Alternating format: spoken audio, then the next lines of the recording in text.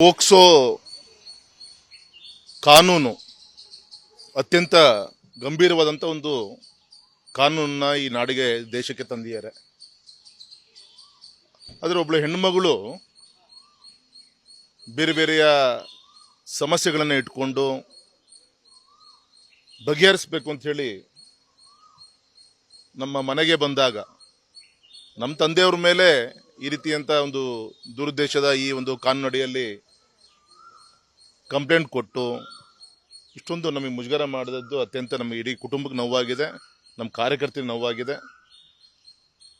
ನ್ಯಾಯಾಲಯದ ಬಗ್ಗೆ ವಿಶ್ವಾಸ ಇದೆ ಈಗೂ ಕೂಡ. ನಿನ್ನೆ ಒಂದು ಇಂಟ್ರೀಮ್ ಬೇಲ್ ರೀತಿಯಲ್ಲಿ ನಮಗೆ ಅವಕಾಶ ಸಿಕ್ಕಿದೆ.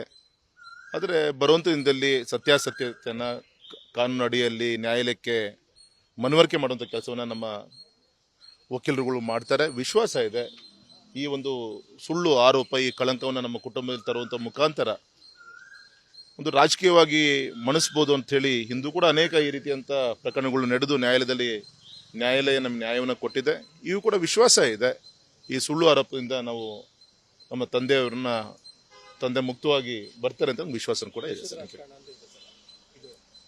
ಸಹಜ ಈ ರಾಜಕೀಯ ಕ್ಷೇತ್ರದಲ್ಲಿ ಈಗ ಒಬ್ಬ ಹೋರಾಟಗಾರರು ಅವರ ಜೀವನ ಪೂರ್ತಿ ವಿರೋಧ ಪಕ್ಷದಲ್ಲಿದ್ದನ್ನು ಕೂಡ ಅವರು ಹೋರಾಟದ ಮುಖಾಂತರ ಈ ನಾಡಿಗೆ ರೈತರಿಗೆ ನ್ಯಾಯವನ್ನು ಕೊಟ್ಟಂಥವ್ರು. ಆಡಳಿತದಲ್ಲಿದ್ದಾಗ ಕೂಡ ಅವ್ರು ಕಾರ್ಯಕ್ರಮವನ್ನು ಕೊಟ್ಟರು. ಇವತ್ತು ದಕ್ಷಿಣ ಭಾರತದ ಭದ್ರಕೋಟೆಯಾಗಿ ಇವತ್ತು ಕರ್ನಾಟಕ ಇದೆ ಭಾರತೀಯ ಜನತಾ ಪಕ್ಷದ್ದು. ಈ ರೀತಿ ಕೆಲವು ಈ ರೀತಿಯಂಥ ಕಾಣದ ಕೈಗಳ ಒಂದು ಪ್ರಯತ್ನಗಳು ನಡೆಯುತ್ತೆ. ವಿಶ್ವಾಸ ಇದೆ ನ್ಯಾಯಾಲಯ ನಿನ್ನೆ ನಮಗೆ ರಕ್ಷಣೆ ಕೊಟ್ಟಿದೆ. ಕನ್ವಿನ್ಸ್ ಮಾಡುವಂಥ ಪ್ರಯತ್ನವನ್ನು ನಮ್ಮ ಅಡ್ವೊಕೇಟ್ ನಾವೆಲ್ಲರೂ ಕೂಡ ಮಾಡ್ತೇವೆ. ಬರ್ತೇವೆ ಸರ್, ಡೆಲ್ಲಿಯಿಂದ ಹೊರಟಿದ್ದಾರೆ, ಬರ್ತಾರೆ. Thank you.